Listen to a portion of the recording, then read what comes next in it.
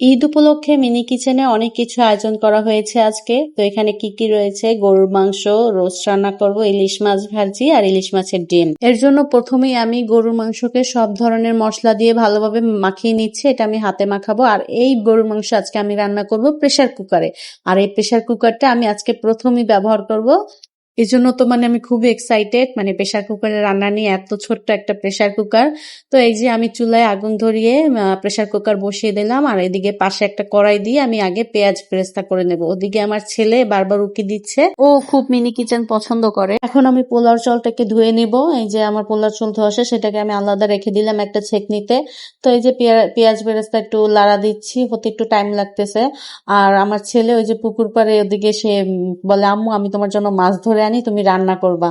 তো এই যে আমার পেঁয়াজ বেরেস্তা করা শেষ, সেটা আমি একটা পাত্র উঠিয়ে রাখলাম। তো ওই তেলেই আমি ইলিশ মাছটা ভেজে নেব, আর ডিমটাও ভেজে নেব।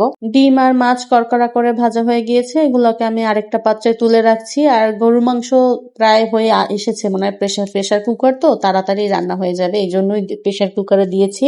তো এখন আমি আর একটু তেল দিয়ে এখানে আমি ওই রোস্ট গুলো ভেজে নেব। একটু লবণ আর একটু আদা রসুন বাটা দিয়ে দিয়েছি, এটা দিয়ে আমি একটু রোস্টটাকে ভেজে নেব। আর এই যে এত ছোট মাংস, এটা হচ্ছে কবুতরের বাচ্চা, ওই কবুতরের বাচ্চা ওইটা দিয়ে আমি রান্না করতেছি। নাহলে আমি এত ছোট চিকেন কোথায় পাবো? তো এই যে আমার গরুর মাংস রান্না শেষ, এটা আমি উঠিয়ে রাখলাম। খুব ভালো সেদ্ধ হয়েছে কিন্তু, আর কালারটাও খুব সুন্দর আসছে। তো ওদিকে আমি রোস্ট ভাজতেছি, আর এদিকে আমি পোলাও রান্না করব। এর জন্য তেল দিয়ে দিলাম পাতিলে, আর গরম মশলা দিয়ে দিয়েছি।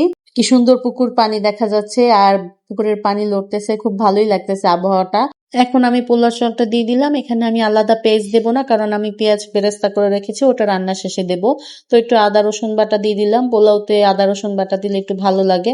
তাই যে একটু নেড়ে চেড়ে এখন ওই পানি দিয়ে দিলাম, আর ওদিকে রোস্টটা ভাজা হচ্ছে। এদিকে একটু লবণ দিয়ে দিয়েছি, আর একটা কাঁচামরিচ দিয়ে দিব।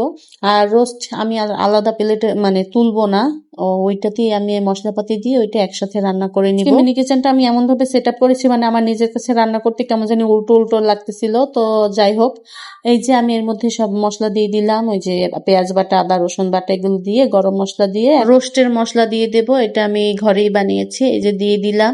তো এটা একটু লেড়েছিল, এটার মধ্যে আমি এখন দুধ দিয়ে দিব।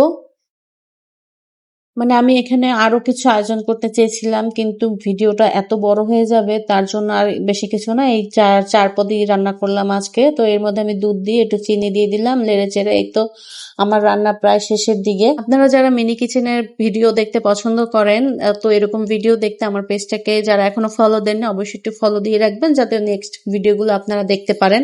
তো এই যে আমার পোলাও রান্না শেষ, এখন এটাকে আমি একটু ভাপে রেখে দিব যাতে ঝরঝরা হয়ে যায়। পোলাওতে আমি কিশমিশও দিয়ে দিয়েছিলাম, কিশমিশ দিলে পোলাও কিন্তু খেতে ভালো লাগে।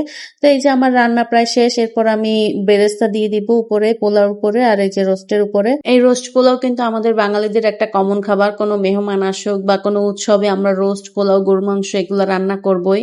তো এই যে পুকুরে হাঁসও ভাসতেছিল, এটা একটু আপনাদের দেখালাম। তো এই যে আমার রান্না করা শেষ, এখন আমি একটা প্লেটে উঠিয়ে নিলাম।